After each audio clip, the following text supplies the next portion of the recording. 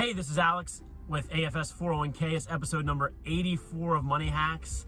There was an article earlier this month from USA Today with a pretty grabbing headline about accidentally disinheriting your children. And it's really all around retirement plan beneficiaries. This is something we've been talking about. We were actually out doing group and one-on-one sessions yesterday. And one of the 4 things that I think you should look at every single year when it comes to your retirement plan, your 401k, your 403b, is to review your beneficiaries.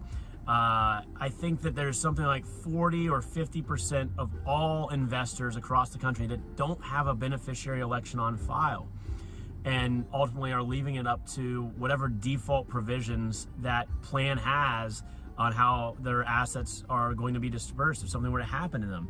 So it's really important that you elect your beneficiaries so that in the unfortunate event that something happens to you, the money that you've worked hard to save and accumulate for your long-term future goes to the people that you want it to go to. And review this regularly, because at a federal level, if you are legally married, your spouse is your default primary beneficiary unless you have them sign a spousal waiver form.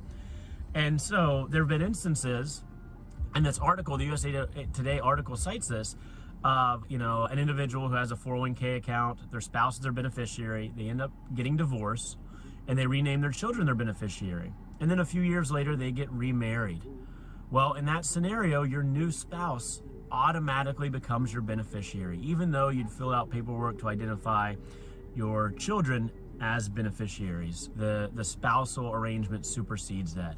And this has been tried in court. The USA Today piece highlights that.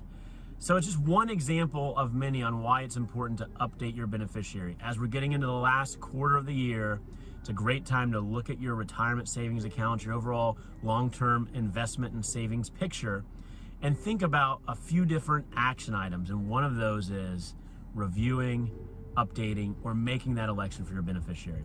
So I hope this is helpful. And the next session, we can talk about the other 3 things you should be thinking about in that annual review of your 401k, 403b, or other retirement savings. Thanks. See you soon.